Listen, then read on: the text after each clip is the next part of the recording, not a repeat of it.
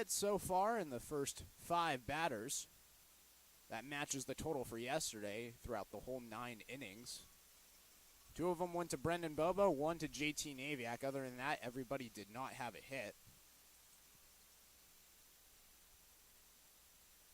They're going to look back towards second in there safely as Foreman keeping an eye on the Ventura College stolen base leader. We've seen throughout the year TJ Foreman steal bags, either it be second base or third base.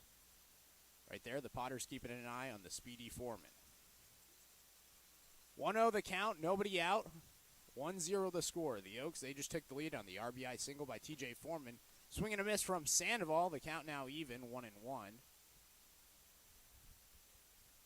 And Raul Sandoval, the last couple of games of the season, his bat was hot. Hit 2 home runs in the last 2 of the season. 2 hit performances against the Saints and Riptide in the 14-6 win against the Riptide, 14-3 win against the Saints. The 1-1, Sandoval shows bunt again in the dirt, ball in the ground. Foreman thought about headed to third. Blatnick, the catcher with the stop, looked towards second, did not throw, and now it counts 2-1 to Sandoval. And it's key for Raul Sandoval to be watching the count and also make sure that he's not swinging at balls like that. He's been susceptible to breaking balls that have been breaking low and away from him, swinging and missing. And his pitch is a middle-in fastball. That's what he's searching for. So swinging at those breaking balls off the plate, it's just not what you want to see from Raul Sandoval. A really good display of discipline right there. The 2-1 pitch, Sandoval grounds it towards the shortstop side. Fielded by Haskins, the throw to first. Sandoval's retired, but Foreman heads over to third on the ground out. So now a runner just 90 feet away from home for the Oaks and 1 out in the inning. Ground ball to the right side of the infield or a fly ball should be able to score TJ Foreman. You can see the mascot here for the Lincoln Potters, a peacock. One of the first times we've seen an actual mascot at a CCL game. Pretty cool. Yeah, the Slow Blues, they have their mascot. For his Foreman, around first is Melhoff. An RBI single on the first pitch, and the Oaks, they're leading 2-0. And it's a really good start for the Oaks right now. They need to jump up early. They need to get the offense going after they didn't have a lot of it yesterday, and that's a really great start in the second inning. So Foreman, the RBI single for him. He advanced to second, then advanced to third by the Raul Sandoval groundout. And then Greg Melhoff, a single past the diving Grant. Now 2-0 the score. Runner on first, 1 out. Now Call grounds one, third base side, foul. 0-1 now. The Oaks, they've scored 2 runs in this inning. That matches their total yesterday in the 11-2 loss against the Blues. Brendan Bobo, both RBIs, both solo home runs. Already now TJ Foreman, an RBI single. Melhoff, the RBI single. 1 out in the inning, runner on first. Hunter Call at the plate, batting .231 overall on the year. The 0-1 misses away, 1-1. Call, he had 1 hit in the 5 at bats in the 14-3 victory against the Saints. He was 0 for 1 yesterday in his 1 at bat. Did have 2 hits against the Riptide, so 3 hits in the final 2 games of the year, but 0 for 1 yesterday. The 1-1, Call swings, fouls it away, and now Call's behind 1-2. It's the first time today that the pitcher, Jack Horn, has been ahead in the count. Horn this season, the lefty, it's his 6th game he's played. 2nd game he started all year. He has 2 decisions, both of them wins, and a 2.02 ERA.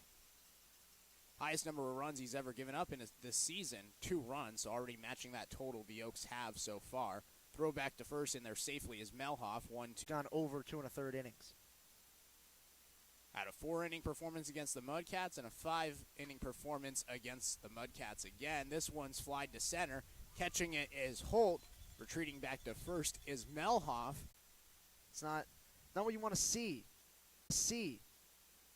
Definitely not what you want to see. The Oaks, they're playing at 10 a.m. It's the 2nd straight day they've played at 10 a.m. It's a very early day for them. I know myself, I woke up at 6:45 today for the game. Early worm. Yep, have to be on the bus by 7:50. 0-1 the count to Naviak. The pitch. Inside bounces. 1-1 now. Melhoff does not advance. He's back at first. It's definitely the earliest the Oaks they've had to get ready. Haven't had a game where they've had early 7:50. Ball bounces into Naviak. 2-1 now. These players are used to it. They've played baseball for a long time. You don't get to be a collegiate baseball player without having early rises and tournament-style play where you play multiple times in a day. So these players are certainly used to this style of play, and they can capitalize upon it. The 2-1 to Naviak called the strike. 2-2. And absolutely, they definitely have been used to it growing up playing baseball, but all summer they haven't had to experience it. This is the first time they're playing in the CCL playoffs. The 5 seed they are going up against the 3 seed in Lincoln. The pitch to Naviak, inside, hit his toe. He's headed to first. Naviak. He's saying it hit his toe, and the home plate umpire doesn't see it. He's trying to take his base, and the home plate umpire isn't going to let him. I thought it hit his toe. I also saw it hit his toe. It was a weird bounce between the legs of the catcher, and it certainly either skipped along the turf or it did hit his toe. It didn't take a natural bounce. Either way, Melhoff headed towards second after the ball got past the catcher, Blatnick.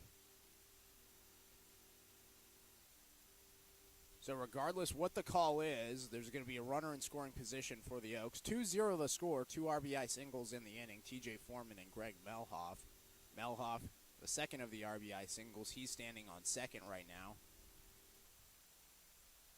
And apologies for the stream delay. The Wi-Fi here is jumping in and out. We've had a stretch for the last couple of minutes of clean Wi-Fi in the green, so hopefully we stay there for the duration of this game. But if we don't, please just bear with us. We apologize. So the Oaks in this inning, 3 hits overall, 4 hits in the game.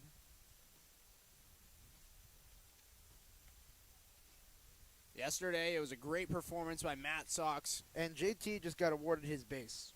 There you go. So Naviak, he doesn't get a ball on the 2-2 pitch. He gets hit by a pitch. And now he's at first. Runner at second in Melhoff. So 2 on, 2 outs, and coming up the leadoff man, Austin Carrillo. Already a second at bat here in the second inning now.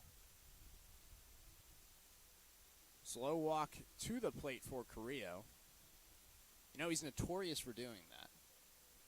He just wants to get locked in. He has a whole routine. He needs to get in the right mindset. Talking with Logan Safarenko, and even he was saying at Cal Lutheran they always make fun of him because Carrillo takes a long time to walk into the box.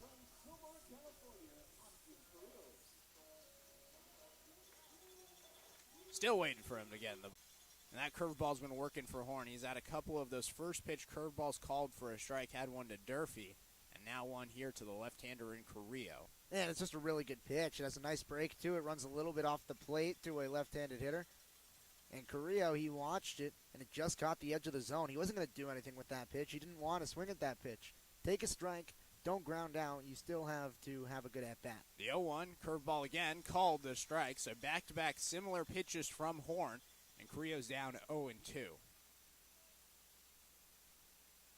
Carrillo had the bunt single on the first pitch of the game. It was to the first base side. Horn, the pitcher, he couldn't catch up to it in time. Bobbled it. Carrillo reached first safely, but he was caught stealing to end the first inning. Looking to extend the inning and drive in some runs. Melhoff at second, Naviak at first. The 0-2 pitch. Inside, you can hear the dugout for the Oaks. They said nope. They're right. Misses 1-2. Yeah, and that was a close pitch. It was a little high and inside. Some of the Lincoln fans wanted that to be called a strike, but Austin Carrillo, he's one of the more familiar players with the strike zone that he holds. He knows what to swing at, what not to, and he'll even take strikes as long as it's not with 2 strikes on the count if it's not his pitch and it's not one that he thinks he can get good barrel on. The 1-2 pitch. This one's grounded first base side foul. We'll do the 1-2 again. Austin Carrillo, he loves sport, obviously, as he's been playing it. Grew up playing baseball since a very young age. He has relatives that play professional baseball. He has a couple of relatives that have played in the Mexican League, as well as a cousin that made it into the MLB. Said If he doesn't make it in the MLB